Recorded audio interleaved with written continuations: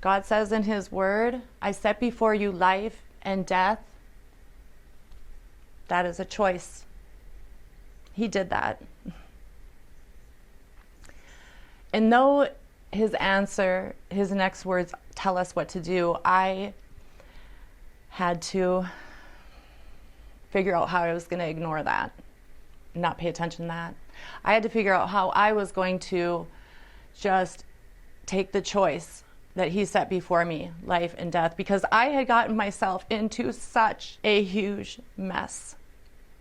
I was married and I was pregnant with another man's baby, not my husband's baby, and I didn't know what to do with it.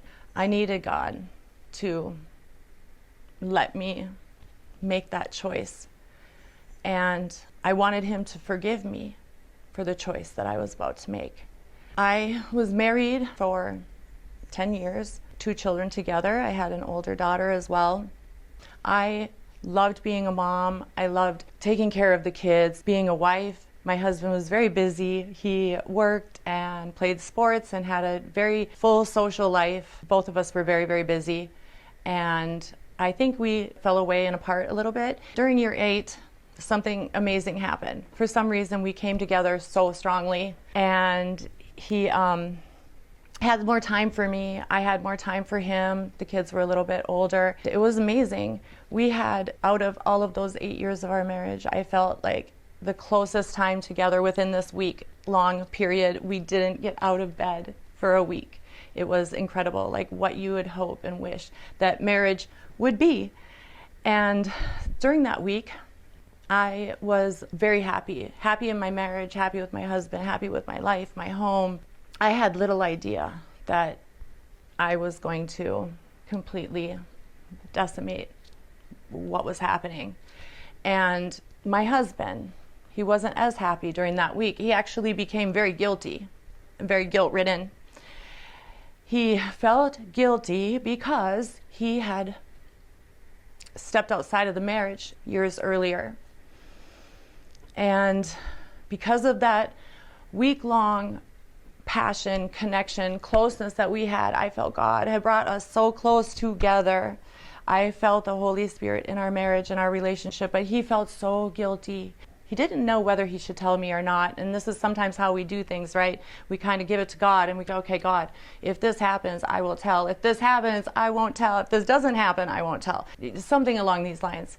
And we give it to God and we let him decide what we should do. And my husband did that at the time. And he decided that if I showed up at his work for lunch that day, I had an appointment nearby early in the morning, that he would tell me about his indiscretion, that he would share that with me and lift that weight off of his chest. And happened so that my appointment, the doctor with my appointment, or gynecologist appointment, and he was delivering babies, and so everything got delayed, and I ended up staying longer. This meant that I was nearby his work at lunchtime, and so I stopped at lunch. And this wasn't supposed to happen, according to him, but he knew that this meant that God wanted him to tell me the truth of what he had done, of his indiscretion. And so I brought him his lunch and I sat in the car and he told me, and I was crushed. I hated him. I secretly hated him for what he had done. I'd always intended just to have the one husband, so I stayed married to him. We lived our lives together. I did my wifely duty. And it was about 2 years it took me to kind of unravel from all of that and just living day by day, I guess, getting through. And one day, my husband came home from work, and I had spent the last 3 hours before that getting ready, preparing the kids, getting myself all done up because there was a banquet that night.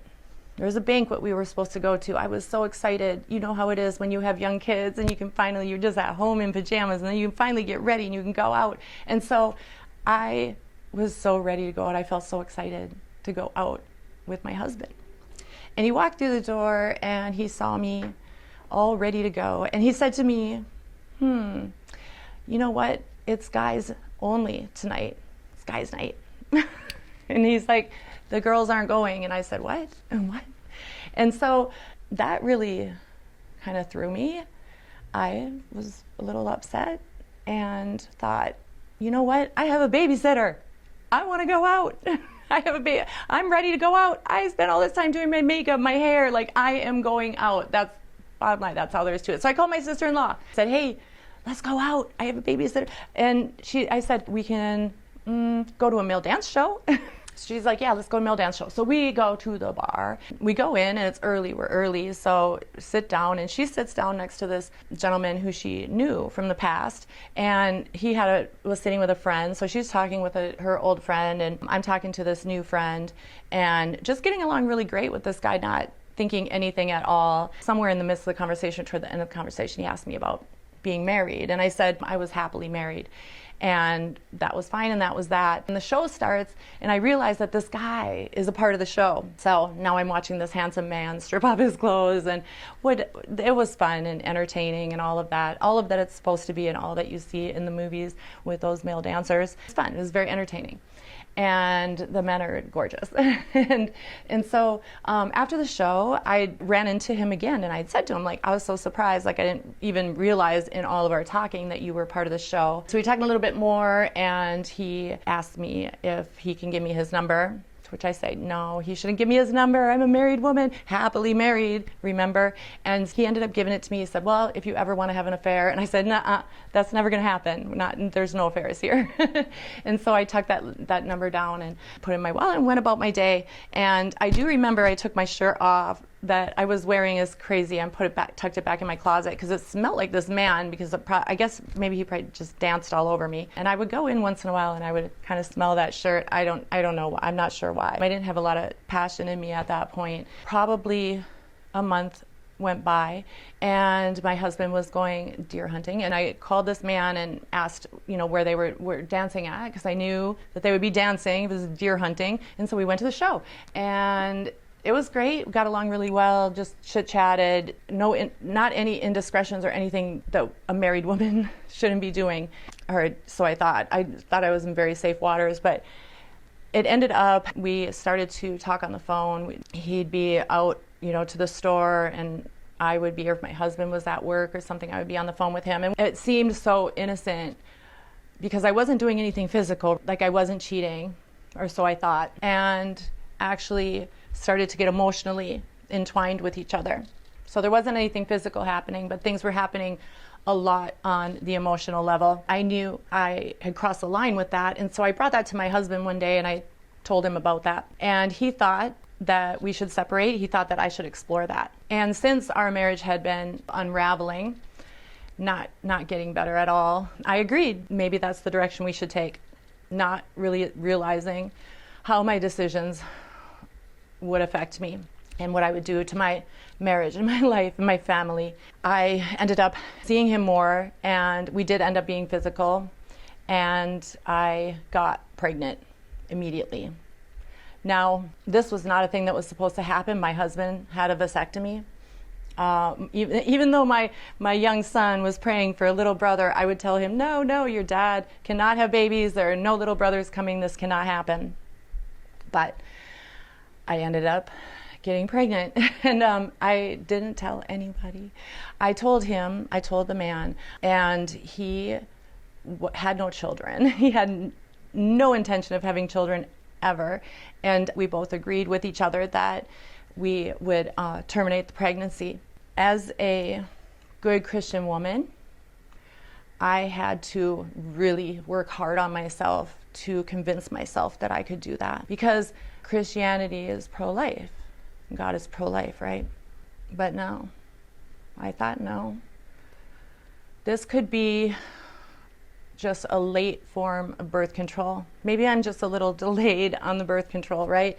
We didn't have plan B where you take that after sex. We didn't have that. If we had, I probably would have made a snap decision and possibly done that. I'm not sure. But I made an appointment at the abortion clinic, and that's where I was going to go, and that's what I was going to do. I went to sleep the night before the appointment with a lot on my mind. I felt scared, a little bit sad, but mostly I was excited about the relief I was going to feel. And that night when I went to sleep, I thought about my kids were older. My youngest ones were getting through elementary school. My oldest daughter was in high school. And I thought, I can't go back to baby swings and high chairs. And, it's such a good feeling when you clear all that stuff out, And I said, God, I just need you to understand why I can't do this. I woke up in the morning of the appointment day, immediately had this thought entered my head, right? These words entered my head.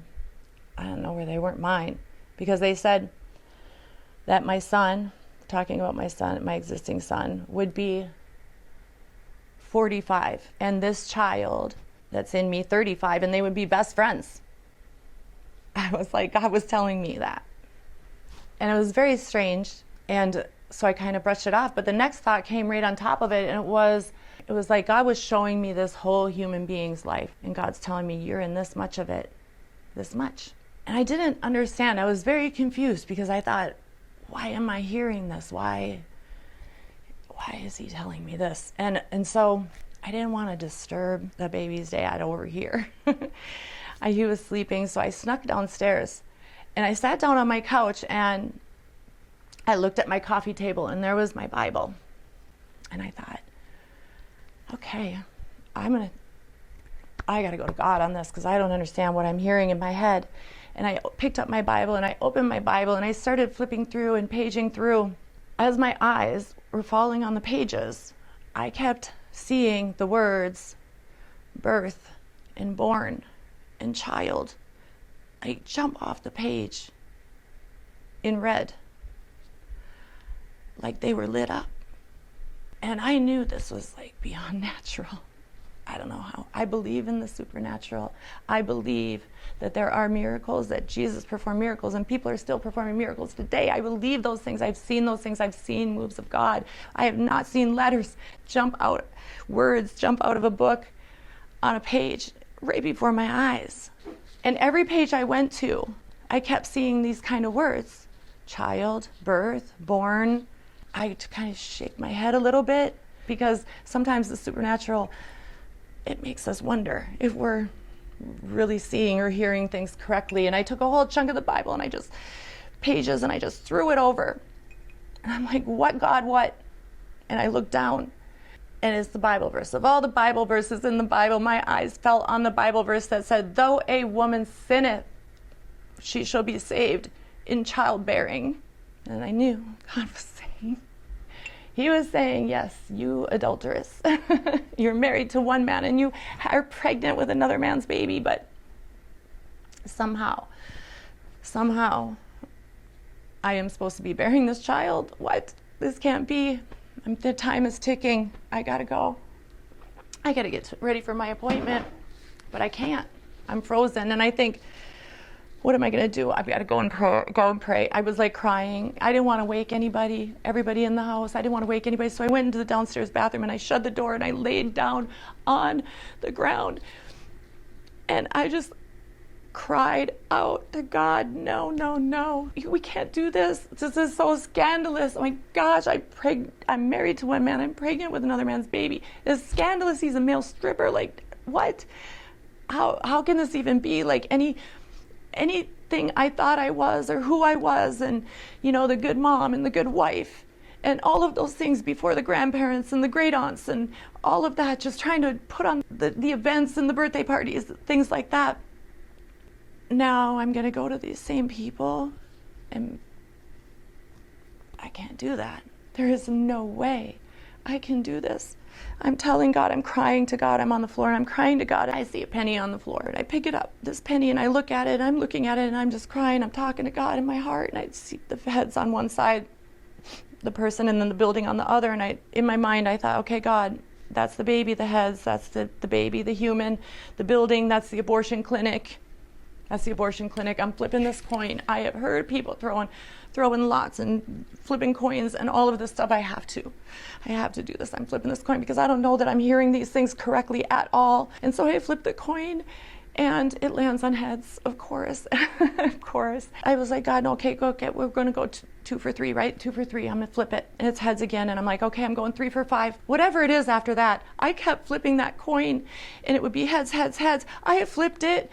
I don't even know. It could have been 50 times. I flipped it because I said to God, one time is all I needed for that building to show up. And I was going to that abortion clinic and going to have that abortion. And I was going to choose death. I was going to choose death because I thought that was the only choice I had in my situation. And I after that coin flip, I knew beyond a shadow of a doubt that God was speaking to me. And who am I? Who am I to not listen to what God has to say to me? I knew that if I did not obey God, that my whole life could be destroyed. I somehow knew that, somehow. And so right then and there, on that floor, I made the decision, I'll have the baby. Okay, God, I will have the baby. I got up, and the baby's daddy, came down the stairs, and I came up the stairs, and he's like, oh, it's appointment day. We have our appointment. Like, he's ready to have that relief. I'm sure he went to sleep knowing that waking up and having that relief the next day would be better. He never wanted a child. He didn't want any children. And so I told him, it's not going to happen. It's not going to happen. I'm not going. And I'm not, he's so confused. He doesn't know. He didn't have all this happen to him in the last half hour. He didn't have, the Bible verses and the coin flip and the messages from God that this is a whole human being's whole life. And you're in it this much. Less than a quarter. Less than a quarter is what God said to me. Less than a quarter of a whole life to help this person get to this earth. And so he wasn't happy about it. He wasn't happy. And he wanted to drag me there. Like, I was going. And I said, no, I'm not going. I was fighting him. I finally called my neighbor over and told her, you have to come over. And she came over. He wasn't going to act like he was acting with her there, so he ended up leaving. Now I had to tell people that I was pregnant and not with my husband's baby. My husband was nice about it. He actually offered to raise the child as his own if he could come back in, but I knew that where our marriage was at that point, and with the cheating and that sort of thing, that I just can't. That loyalty is just such a thing for me. It really has to be there for me to feel safe with someone and in a marriage. So I decided that I would just do it on my own, I guess. I don't know. I was in the meantime talking to the baby's dad. We were speaking here and there.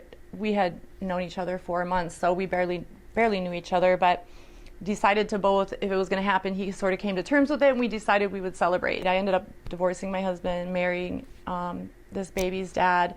We had our baby together, and we made the best of the little family that we had, and kids going back and forth. We did the best we could with that. It was a good marriage. Like, he was a good man. He stood up and showed up, and he was good to me, and we were best friends. And probably around the time that our son, this baby that I had, Tristan is his name, but Tristan was about 11 or so, my husband and we had started taking vacations because the kids were much older, and the older kids could watch Tristan. So one of the things we like to do is go on cruises. And we went on a cruise. We were building a house, and our neighborhood was kind of a shit show, like just contractors everywhere and trucks and things like that, and large dirt hills. And I remember I was always concerned about Tristan, walking to the bus stop. I'd watch him walk to the bus stop, past all these trucks, and be able to try to see past where, through the window, to watch him at the bus stop and make sure he's getting picked up by the bus.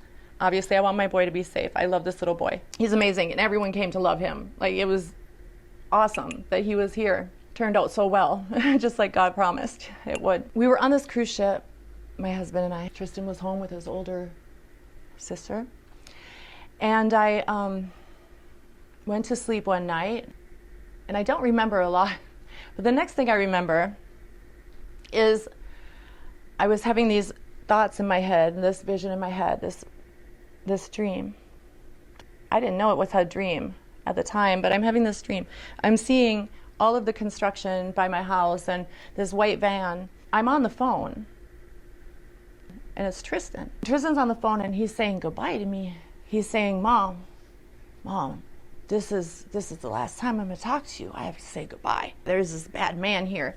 Every parent's nightmare. Some weirdo in a white van would pick up their young child, right? And for me, this was coming true. This was a nightmare coming true. It was a nightmare happening, a real nightmare happening in my head. And he said, Mom, I love you. I have to say goodbye. This man, he's doing bad things. He's gonna hurt me. He's gonna cut me up and bury me, and it's gonna be done. And I immediately just screamed at the top of my lungs, just, ah! I screamed. I sat up in bed and I screamed because I had seen it so vividly in my mind, what was happening to this boy, and I screamed.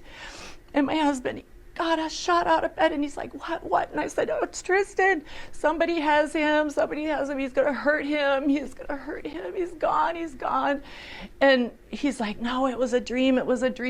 And I wasn't settled. Obviously, I knew it was a dream at that point. I was just having a dream, and so we got up and ended up calling home to make sure that everything was okay. I wasn't having a premonition or something strange like that, like this wasn't like happening or gonna happen or had happened, but it didn't. Everyone was safe. My daughter went and checked on Tristan. He's safe in his bed sleeping, and everyone was safe. And I told her, keep an eye on him and watch him like a hawk, make sure he's okay. I'm out in the middle of sea, right? As much as I wanted to be home and just like take Tristan, wrap him in my arms, because when you have a vivid dream like that, it's so real, man. And this boy, like, he was my love, you know? He was my love. But I couldn't. I was out at sea. Couldn't be with him. So I had to deal with that. And it was difficult. We went through the day, sat and had a nice lunch together. And my husband, we talked a lot about it because this would devastate him as well. He didn't want a child, never wanted a child. But now that he had this child, he was so beyond happy. Loved him, took such good care of him. And, you know, was very, very thankful for him and has thanked me for having him. And as we sat there, I told him, okay, let's just pray that Tristan's going to be okay. And I started to pray. And I asked God to protect Tristan, keep him safe. Lord God, like, protect him from anyone who would try to kidnap him and hurt him, and just keep any predators away from him, Father God. And as I prayed that prayer, God assured me that he would. And he said to me, I saved him from his first predator, didn't I? And immediately it hit my spirit to understand that God was saying that he saved him already from me, that I, as his mother, was his first predator, that I was going to cut him up and take him away, bury him into the ground, and never see him again. And the thing is, the idea of a mother being a predator is crazy. Yeah, we do it every day, over and over and over again. Us as mothers taking away that love and that life. And we're doing it, sometimes laughing about it. Abortion's like this great thing that we do. We do it every day. I would have taken the greatest love of my life away from myself had I gotten rid of that baby, because I would tell you, that boy is the only unconditional love I have ever experienced in my life. Had he not been here, I would have never experienced unconditional love, never. So, here we are as predators, and why? Because God says, I set before you life and death. But what he says next, he says, choose life. So we have the choice. And I'm so thankful and so glad that he did so much to cause me to choose life. And I hope that through this story and through this message that he will do it for more and more, that more and more will choose life and not want to be that predator onto their own child. We've been a little bit brainwashed to believe that that's what we can do. But God says choose life. You can if you want to. You don't have to. But I just want to say you absolutely should.